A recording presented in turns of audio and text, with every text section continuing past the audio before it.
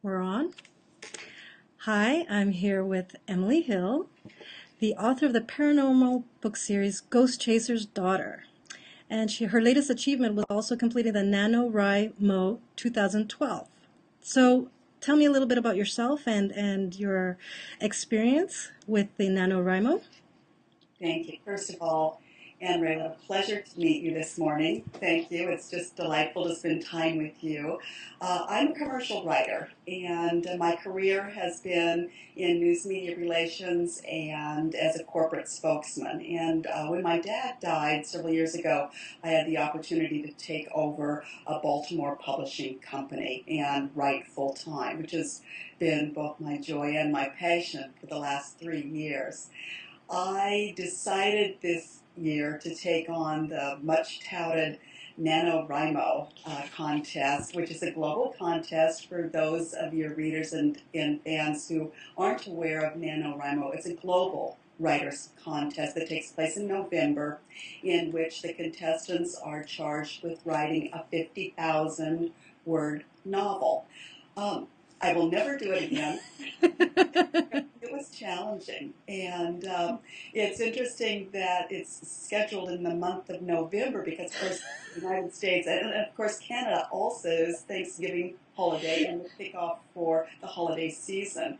And I was interrupted constantly, and you always have on your shoulder that little NaNoWriMo angel and your own devil going, "I've got to write." No, you don't. And so it's challenging. And 14% of the NaNoWriMo contestants made it through this season, and so I was afforded the decal that you get at the end of the gauntlet that gives me a NaNoWriMo win for my next novel, Losing Sight, New Orleans in the Voodoo Era.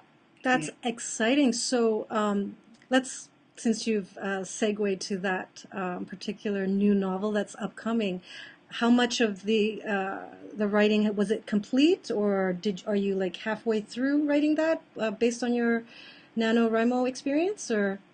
Oh, that's a good question. As another NaNoWriMo contestant said, and I'll quote him, "I now have a pile of words." It's 52,000 words. And I did outline, and I had this novel in my mind for a little while before I actually took it on as a challenge in November, but it needs quite a bit of rewriting. It's a historical novel. It's based on the life of voodoo queen Marie Laveau from 1850s New Orleans and the influence that she had on the Queen City back in those days. And I like historical fiction, and it gives me I do too. I love historical fiction, but continue. Sorry. And I'll keep it at a pile of words. I do have a very wonderful, strong writers support group here in Edmonds, Washington, and they're helping me with rewriting each chapter, giving me some pretty tough love, sisterly advice on what's working and what's not working. And so that's going to be my challenge for this year, is finishing that novel in time for this upcoming Halloween season. That's exciting, and I totally look forward to reading that. I have an interest in historical fiction and also an interest in cultural um, um, education. So it'll be interesting to know more about voodoo and New Orleans. And yeah, I highly look forward to it and recommend it to all my reader fans as well. Uh, so, my next question, in addition to being an author, you also provide coaching services to other authors. Can you tell me more about why you initially promoted on Amazon as the platform for independent authors, and now you've recently sort of changed your approach? I have very recently, in October, I changed a 3-year business model that pivots away from Amazon. Amazon is a wonderful platform. It has many market features that help emerging authors just getting to know the business. I kind of liken it to these dating two guys. one guy is the farm boy, and he's got a tractor and his Chevy truck works all the time, and he picks you up on time for dates, and he's a nice guy that takes you home to meet mother. Then your other possibility for dating is the Ferrari owning, slick backed hair, cool guy with lots of money. So who are you going to date? Well, Amazon is kind of the slick back hair guy. He's got all the bells and whistles. He's got the features. He looks great. Um, but it's just not working. And that's what happened with Amazon. They grew and grew to a point where they started to have mainframe problems when they took on their India market and their Japan market in September and October, respectively. And in October is when I launch any new books that I have for my Halloween season. Being a paranormal ghostwriter, that's our season. And I was selling 12 and 15 books a day on Amazon, and all of my marketing features were pointed to advertising on Amazon, pressing their buy now buttons, their tweet buttons, their social networking buttons are wonderful. But at a certain date, September 17th it was for me, my sales board froze. And for about 4 or 5 days, I wasn't selling any books at all, which in the publishing business is very unusual. A book title will earn out, and once it's earned out and sold to your platform, your fans and your friends, it will slowly begin to taper off sales. And I had 9 books that all stopped on a particular date, September 17th, nothing sold. It's extremely unusual. Mm-hmm. And I was out of the country at the time. I traveled quite a bit, and I was running my business from Budapest, Hungary. And when I came home, I started doing some research on why in 2.5 weeks I had not sold one book after having a bestseller Mm-hmm. whole year and steady income on my balance of 8 titles. And I realized when I went on the KDP Amazon community boards that 22,000 other authors globally were experiencing sales screen freezes. Mm-hmm. I'm a bit of an activist. I come from an activist family, so I'm very genetically wired to be an activist and a bit of a little bulldog when it comes to issues like that. And over the last 3 years, I had very much encouraged my client writers to steer their business toward Amazon. Mm-hmm. And I realized that sales boards weren't working. Buy now buttons, those little yellow buy me buttons, were gone from a lot of websites, just simply not there. And it's very difficult to get a reader who's attracted to your book titles back numerous times to try it again. Mm-hmm. And I realized that in the KDP Amazon Select program, which allows authors to offer their books for free for promotional purposes, a writer might schedule a free Saturday. Mm-hmm. All their advertising pointed toward that free Saturday. They might have blogged, they might have a book tour set up for free Saturday, but Amazon wasn't flipping the free button.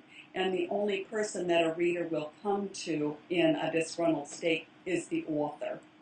And so I started following the 22,000 hits on this KDP community board and watched it grow to 25,000 and 28,000 and 32,000 hits. People were extremely concerned about what was happening to their business. And there were allegations that Amazon was skimming sales, and there were projections that Amazon had been hacked. And so just a high level of insecurity among Amazon authors. And I no longer felt comfortable referring my emerging client authors to the Amazon platform. And so I started steering them to options. And when Amazon's complaint board hit 35,000 hits, Mm-hmm. decided to spring into action. I literally couldn't stand it any longer. So I came up with the website Kindlegate.webstarts.com. And I did it for a particular reason.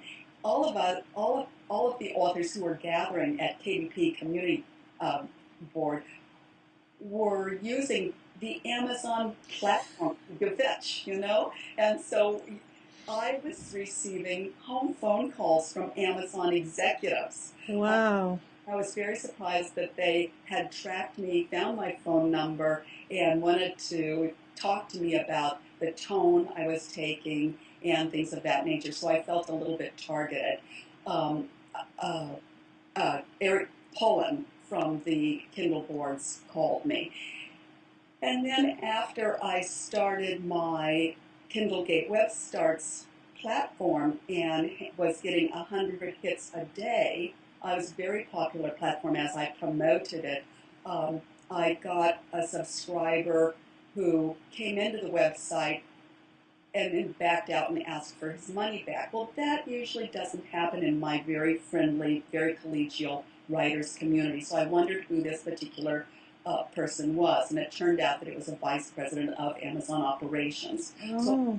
I was being targeted. I knew that my activity was being tracked by Amazon, which made me, of course, all the more eager to explore other platforms. And I, of course, went first of all to Smashwords. Smashwords has a wonderful global platform. Mm-hmm. It services Sony, e-readers, Kobo. It's a global market through iTunes, and I found that it works for me. It's technically challenging to get a title on Smashwords. He's kind of the meat and potatoes farm boy, Okay, little maintenance to get it all rolling, but it works. It works every day. I went to my Amazon sales board yesterday to check sales, and there was a banner across the thing that said, our board is down for technical reasons. Mm-hmm. We're come back soon. Message. And that I find that happening more and more with the Amazon platform. I'm from Seattle, and Amazon is a Seattle-based corporation, and Jeff Bezos, the innovator of Amazon, was interviewed very recently by the Seattle Times, in which he was quoted saying, "Yes, we have had technical glitches of late. It's growing pains. They will continue to happen. And I can't base a coaching service on something that's less than high performance. I'm a little bit of a perfectionist. I expect a good line quality work to come from my clients, and in turn, I expect a business partner with someone who can keep it going for us." And so that, in the long of it, it was a long story. No, that's great. Of why I started Kindlegate Web Starts. So, since you've mentioned Smashwords and you've changed your business model, how do your clients or other authors feel about Smashwords? And how did you have to change sort of like your marketing plan around that, knowing that you've only just started working with Smashwords? So how could you promote Smashwords while you're also learning about the platform? Exactly. There is a bit of a downtime. I'm projecting that it's going to take a 3-month window for me to really get rolling. I am keeping my titles up on Amazon. They haven't kicked me out yet. I don't know if they can do that. They can. They can. Oh, they can. Okay. Yeah, they can. It happened in 2007 to the title George Orwell's 1984. It was kicked off, and there was a reach back from all readers who had put 1984, the book, on their Kindle. And so they do reach backs, and their contract terms changed so much on December 5th that it allows those reach back and retro actions. And so I'm fortunate in a way that I still have that option. And some of my readers do opt, and fairly so, so that readers have a full range of options. So once my contracts lapsed and I could pull my books out of the Select Exclusive program and I was able to contractually move over to Smashwords, I turned around my ad campaign. I have a very vigorous YouTube ad campaign. So all of my last frames of commercials that say available exclusively on Amazon.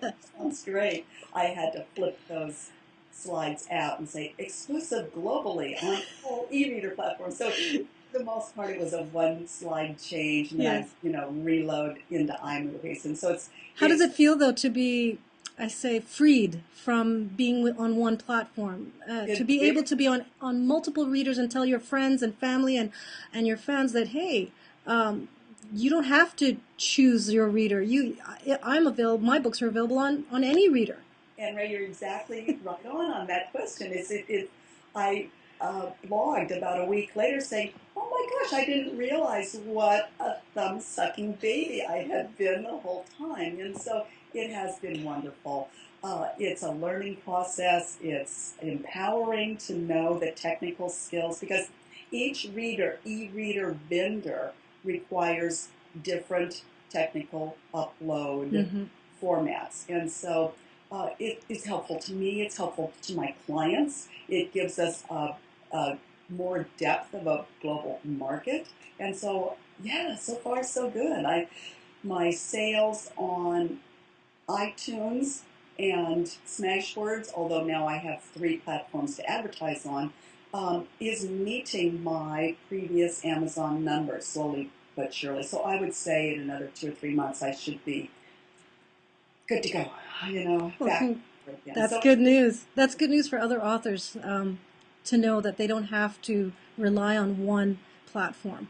yeah, I hope so. I hope so because I really, when I started as an indie author, I received a lot of mentoring and encouragement from already established Mm-hmm. authors. And so I really do hope that I'm able to serve as a, a light post for other who want to try, other markets besides Amazon. Or for that matter, cross over from Smashwords to Amazon. It goes both Both ways. ways, yeah.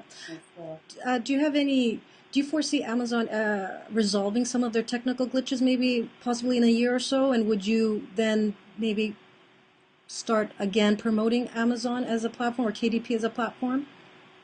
I do think that your window is absolutely correct. I think that within a year they will have absorbed uh, their their robust market share and will be able to do that. Analytics has a lot to do on whether or not I will re-enter Amazon with the same vibrancy as I had before. Their algorithms changed dramatically, um, and I follow industry news a little bit. Um, and it favors more the big 6 or now big 4 publishers. And so whether or not the algorithms are there for me to make it worthwhile, I'm not sure. I was able, before they kind of hit the technical wall in September, I was able to generate 100 sales, and with that 100 sales, then Amazon, with their algorithms, would kick in, and I would pop up the ladder, as it were, Yes. into their advertising programs. I would qualify for kind of benefits Mm-hmm.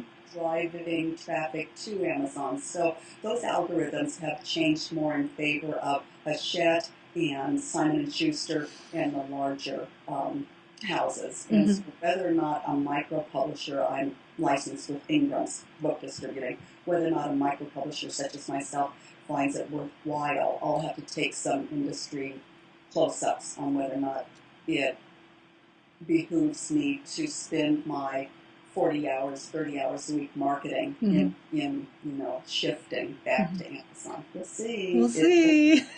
I have to do the same thing.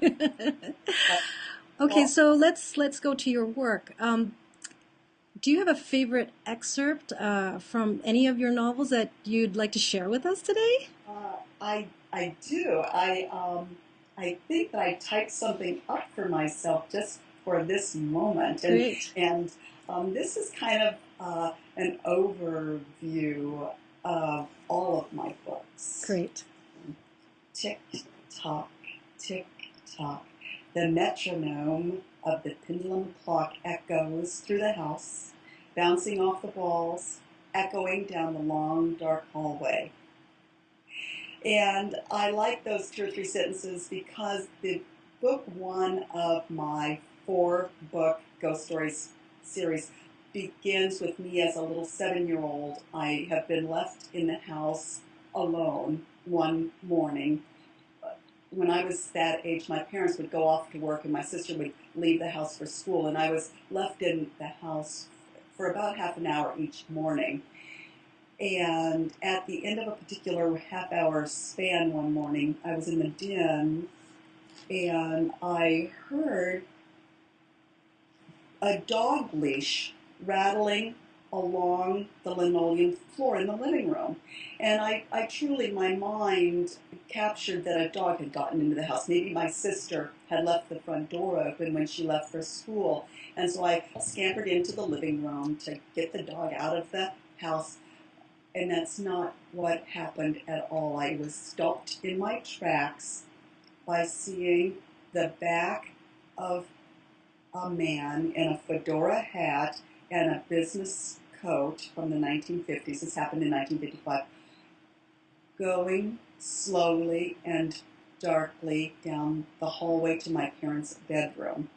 And alongside him was a spirit dog. And it was that leash that was rattling along beside the man as they both went down the hallway.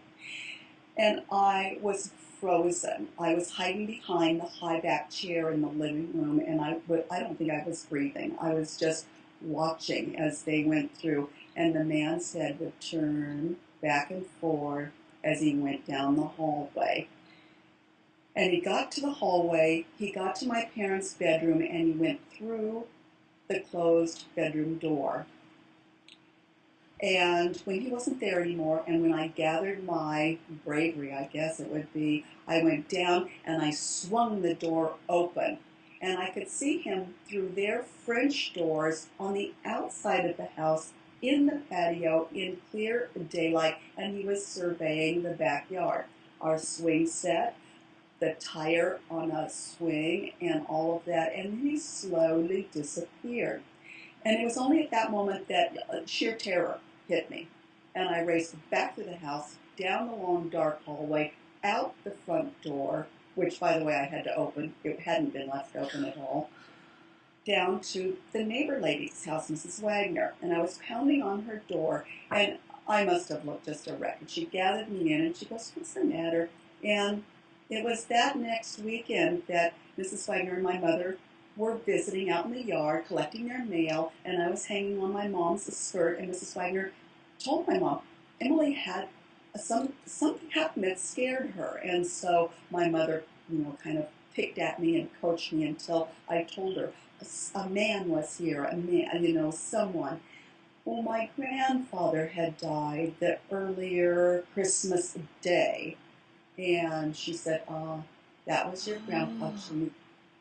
He came back to see if we were okay. I've seen him too. And at that moment, my mother and I were simpatico. Our gravity toward paranormal and seeing the other side. And this happened to us several times throughout, until she died, of course. And that was the beginning of the Ghost Chaser, my mother, and the Ghost Chaser's daughter. So we're going to be closing off our interview, and I'd like to know, where can people find your work? Well, certainly on Smashwords. That's great. And if you can give us your website?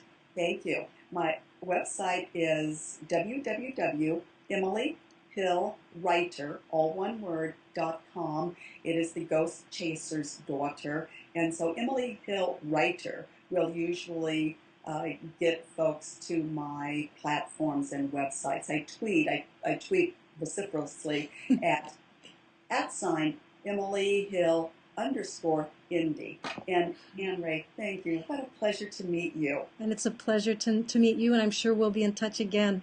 Good you. luck in your future writings and sightings. And I will share this with the digital journal readers on digitaljournal.com, and with also my own blog at AnneRaeVasquez.com. Thank you. What a pleasure to meet you. Pleasure to Bye-bye. meet you too. Bye bye.